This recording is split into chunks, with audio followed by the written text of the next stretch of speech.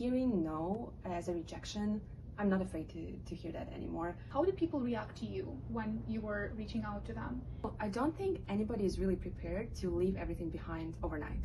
I wasn't. Oh, Khrystyna is the one. We want her to work at our investment fund. When you come with zero network, you kind of have nothing to lose. In Ukraine, there was this unicorn company called Genesis, and I was a corporate lawyer for Genesis as well. So I was helping build startup. Do I have a chance to become a lawyer here? Do I have a chance to work with startup? And I did get a lot of rejections. VC is famously a who you know industry. Venture capital is a business of curiosity and just be curious. You also founded a community for people from Eastern European countries. I am very happy to see that some of the people I helped back then are now have successful careers in startup world. We had an ambassador of Lithuania coming to us and he was like, oh, I really want to do something with you guys. I've heard amazing things about you. And I was like, thank you.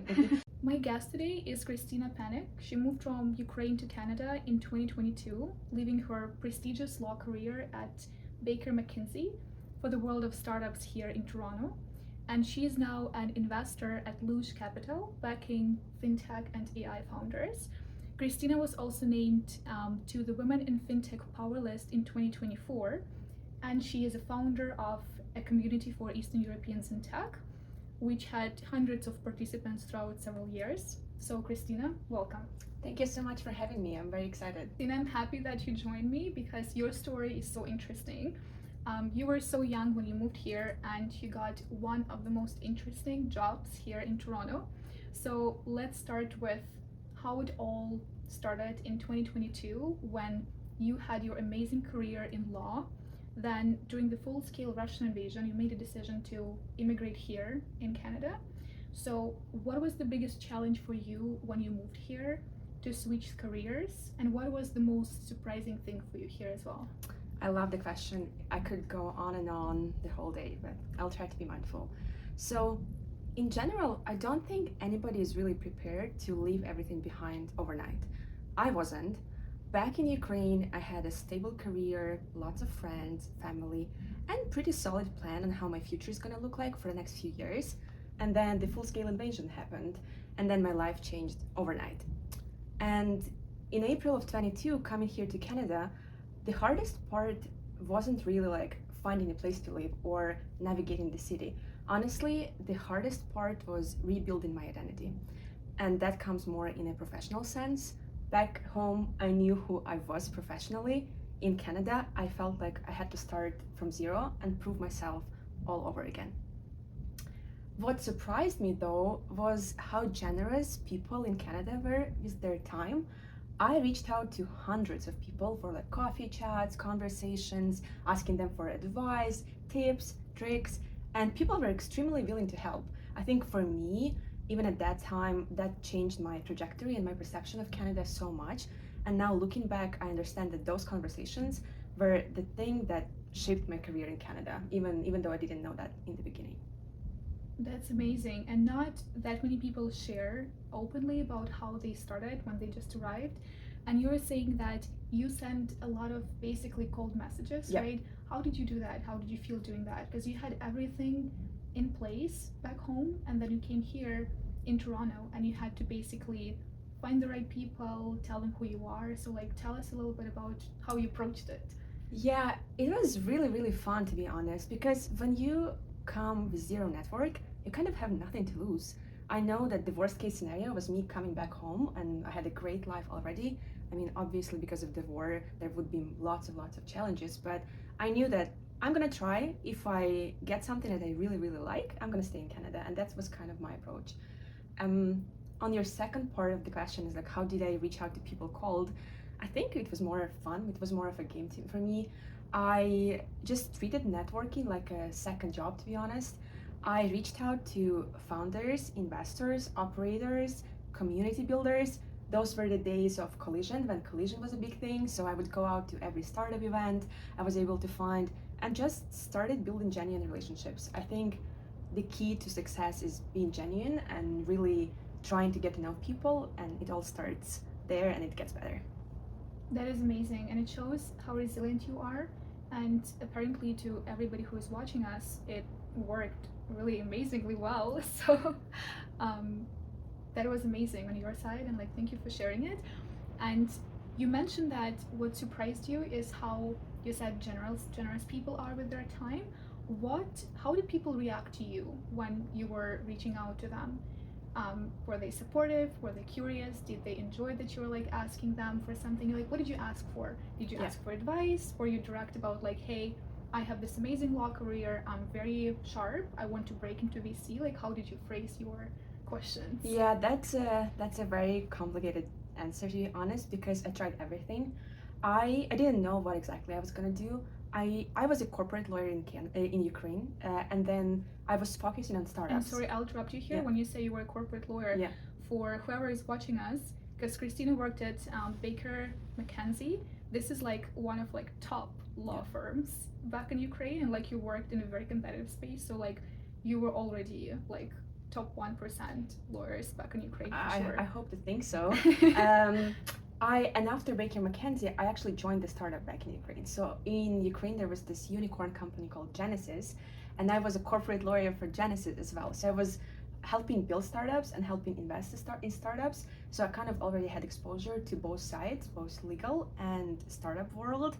And my message to people that I was reaching out to was like, just tell me what you think. Like, do I have a chance to becoming a lawyer here? Or do I have a chance to work with startups? And I think pretty early in the conversations, I figured that for me to continue my law career, it required going through, again, additional education, taking bar exam, and that was all I needed to know. I wanted to work with startups, and I was like, okay, here is my rejection/redirection, and I decided to focus on the startup world, and I'm really glad I did. I'm having lots of fun right now. That's a really smart approach. I love it. And you mentioned that that's what surprised you in a good way. Was there any kind of like a darker side or like a challenge that you had to face? I think everybody faces challenges. I'm not gonna lie saying that I was successful from like the first attempt. No, I had lots of job applications. I reached out to a lot of people, and I did get a lot of rejections. But I think the beauty of being an immigrant and starting from scratch is that you're not afraid to hear no. Honestly, like, what's the worst thing when you survived war and immigration? Like, just no in a professional sense. Again, it doesn't really matter. I obviously heard a lot of feedback from people saying, like, look, we prefer to have someone with Canadian experience. I didn't have any Canadian experience. I was not coming from a Canadian university. I didn't have the traditional finance investment banking background. But I think it's just a matter of being consistent and determined, and then just finding the right people. And I'm lucky because I found my people. That is so amazing. Thank you. And my second question here would be basically following up on something you said, where you reached out to very interesting, well-positioned people already working in the venture capital world. Is that myth true about people saying, oh, VC is famously a who you know industry and you need to know the right people? Because you are a living proof that that is not completely true, at least. So yeah, I love that question. I can definitely agree it's not completely true, but it's true to some extent. In general, like, I didn't have an easy way in. As I mentioned, I wasn't coming from a traditional background that people switch to VC from. So I decided to be more strategic and position my strengths in a different way. I was a corporate lawyer. I had lots of experience structuring deals, structuring investment processes. And yes, I didn't have the right finance skills maybe, but I was still determined to get where I wanted to get, and it was like work on the investment team.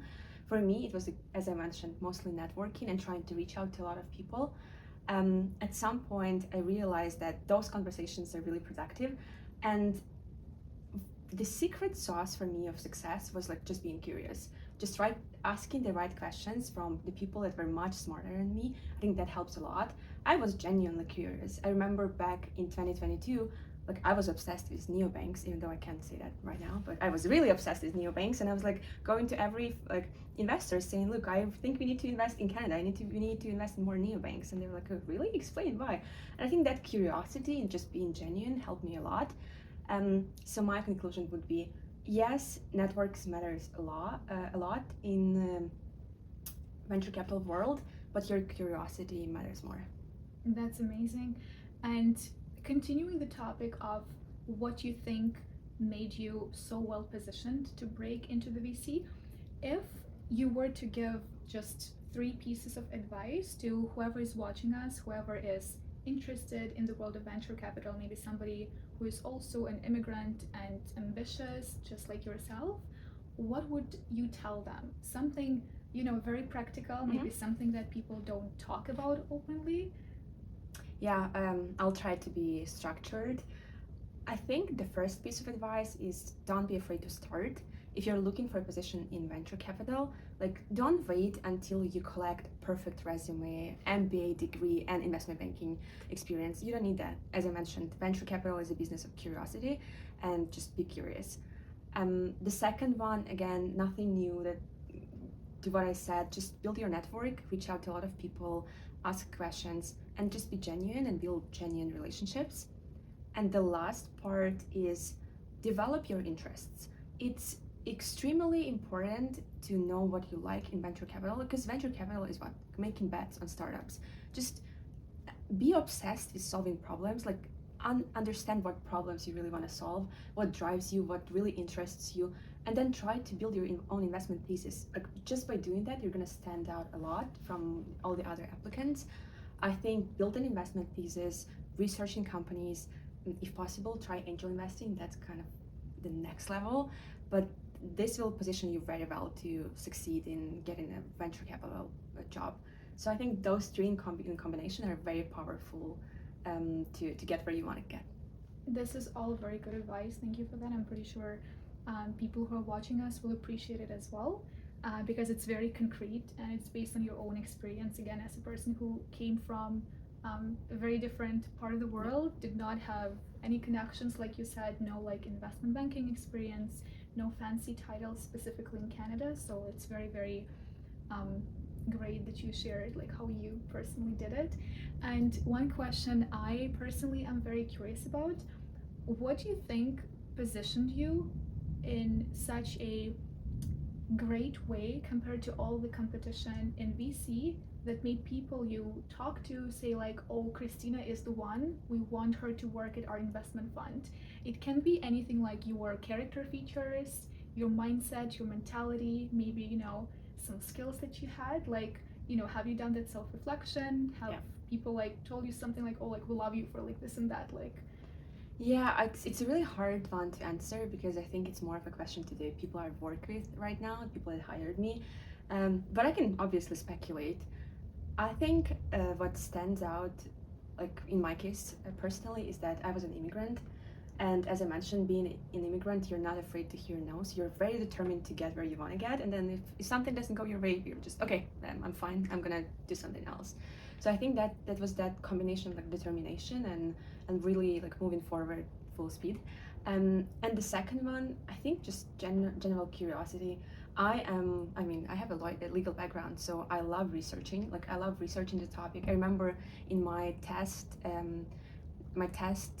assignment that I was given, I kind of prepared an investment memorandum that looked more like a legal memorandum. Not sure if that's a good strategy, not advising that, but like it had like hundreds of cross references and almost every word had a link to the reference of that. I mean, I'm exaggerating, but it looked like that at least. I think that was definitely something that stood out. I was very like meticulous and I loved research. Not sure if that was actually the reason why I got to where I wanted to be. I think it was more of a personal personalities match as well. But I think if you just make a focus on like being very curious and like doing a lot of research in your space and being very determined, that's gonna help you succeed. That's amazing, thank you. And I'm also curious because you said that you did a lot of first steps towards people that you found interesting, that run and are running cool companies. Once you placed yourself in the venture capital industry, did you have people reach out to you and like now ask you for advice or like ask you questions, ask you for help? If yes, how did you react to those? Like how did you give back, basically? Yes, the answer is absolutely. I had lots of people reaching out to me, and I think this is just me giving back to the community. I always respond. If I can't take the call, I'll at least like send some guidance or like LinkedIn message or email that I'll try to be helpful, because I think that's where the community thrives. Like you have, when everybody helps the other person, it's just so powerful. And I am very happy to see that some of the people I helped like back then are now have successful careers in startup world or venture capital world. And I was like, yeah, I'm very happy actually for them, and I'm happy for myself and grateful for all the opportunities that people have given me, and I'll continue giving back as much as I can. That is amazing. And I think the last part of your very interesting biography is that already working in the VC, you also founded a community for people from Eastern European countries. So I wonder, what made you do that? Why did you start it? Yeah, I tried to go back to 2023 when we started it. I think the main motivation was I was looking for a community that I couldn't find, that did not exist. And that was a community for people who just moved to Canada. When you move to a new country, you quickly realize that people in professional world, they kind of already have their own networks. And as a newcomer, it's extremely hard to break in and to become part of those networks. And me and a couple of my friends, we had similar problems and we shared similar ideas. And we were like, you know what? Let's try to build something. Let's try to host an event, like as an experiment. And I remember it was February of 23, 80 people showed up to our first event. It was great. We had amazing sponsors. Thank you, Antler, for all the sponsorship. And people kept asking, like, when is the next event? And that's when we realized that we have to move forward and have to make it bigger and scale it even bigger. So that's when the partnerships started. We had amazing partners like local law firms, local accounting firms. Microsoft was one of our partners. The community scaled to 500 people in total, and at some point we realized that we reached it. Like we reached the goal. We see that there's a community already existing. There's a Slack channel. There's people like hanging out separately from us without the events. And I was like, yeah, that's exactly what we wanted to do.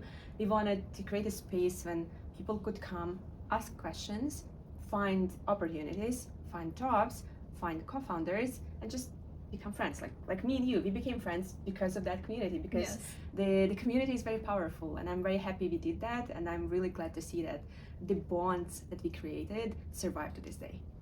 And even more than that, I know that there was a bunch of people who came to your events that you organized, and they both have businesses, so they met there and they decided to basically join and build a business together. See, I didn't know that. That's so amazing. I'm very happy. Yeah, and they're doing it till that day, so it's definitely paying off, and you definitely made an impact for sure for many people. Like that story is just so special because everything that you wanted to happen happened, like for like that case where people already were successful on their own, but they just like saw each other at your event, they clicked, and they decided to build their businesses together, which is like really sick. That's really cool. I'm really glad to hear that. As I mentioned, just knowing that like the relationships survive to this day, because I do see people like hanging out with each other like separately from all the events, and that makes me really, really happy. And I think a community, a genuine community, can change people's lives, and I'm happy that I was part of at least one of those. That is very true, and it's just amazing that cold messages is not the only thing that works. That it's also nice to like meet people in real life and just make more friends and like meet more cool people. And you mentioned that you partnered with Microsoft and like other cool companies, and you also brought really amazing founders from here, from Toronto, who were on the panel of the speakers and who like shared their advice. What was the most challenging thing? How did you secure those partnerships? How much time of yours did you have to pour in that, side hustle that you had? Yeah, because it looks so like nicely organized and like smooth on paper, but we know that behind the curtain you probably put like a lot of effort in it. Yeah, we did put a lot of effort, and it was all team effort. Everybody had different like connections, and we tried to like bring them together. I remember we struggled a bit putting together a list of our first invites for our first ever event, because we didn't know who exactly is gonna show up and how we wanted that to look. But in the end, I think building credibility was like really hard. In the first few events, we had like smaller scale, we had smaller sponsorships. We invited a few people that like volunteered out of their own goodwill, which was amazing. And like after one or probably like two or three, we realized that people start hearing about the community without us pitching, and that's when you realize it's really, really powerful. Like, we had an ambassador of Lithuania coming to us, and he was like, oh, I really want to do something with you guys. I've heard amazing things about you. And I was like, thank you. It makes me really happy. It's probably after some time that people start talking about it that you get inbound partnership opportunities, and that's how we secured a few of those in late 2024. But I think in the beginning you just put a lot of work into like building credibility, making sure people know your name, going to sponsors, potential partners in person, and after that it becomes self-served. Awesome. Thank you for sharing how it was like behind the curtains, and like you said, you had a team of people that you co-organized to like help you. That is amazing. It's also a really good message to like to people who are watching us, that it usually takes like a team, right, to like organize events of like that quality. Because I remember when I came to your event, like where we met, I think it was at Microsoft, maybe not, but like they were really nicely organized. It was amazing. Like the people whom you invited as founders, they were all so sharp, so smart, so practical, and most of them I think were immigrants too. So it just like, it was amazing the way like people you invited clicked with all the people who came to your events. I'm really glad to hear that feedback, and that's true. Like immigrants, they know what other newcomers go through like when they just immigrate, and they're more willing to help, and that's why it's important to give back to the community. I'm gonna be a big advocate of that, because I think we have to help each other, and then by doing that we create much more good in the economy and better future. Yes, absolutely. And we love contributing to the economy we live in, for sure. And one last question after everything you shared with us. I wonder what changed in you after several years of being here in Canada. Are there any character features that you had to like modify to like fit in better? Maybe, you know, the level of directness, or like how you talk to people. What would you say changed in you? I don't know if anything changed for me, like personality wise. I still think I'm that same introvert who's trying to be an extroverted person. I think I'm gonna stay like that for a long time, but I've definitely learned to become more resilient. I've mentioned in the past, like hearing no as a rejection, I'm not afraid to hear that anymore. Honestly, rejection is redirection, so it always works out for the best. I think it's just like being very comfortable with change. I've rebuilt my professional identity once, and I'm very happy I did that. Anything else, like starting a new project or like speaking in a conference or like making a new investment, doesn't feel that intimidating or scary after you go through like these powerful changes in your life. I think it's more about the resilience and not being afraid to hear no. That is amazing. Thank you so much. And I'm pretty sure that everybody who watched us, they got a lot out of your experience and your story, because the way you talked about it, it was so honest and so practical. And like you were saying, if you want to take anything out of this video, take Khrystyna's advice about if you hear a rejection, every rejection is a redirection. I think it's very powerful saying, and like it describes you as a person, your resilience, and how you approach things and people here, and like what made you successful in your journey in the venture capital here. Thank you so much for inviting me. I really enjoyed the candid conversations. And as I mentioned, just don't be afraid to reach out. We are both available on LinkedIn. We are happy to give back to the community and excited to stay in touch. Thank you so much for coming. Pleasure having you. Thank you.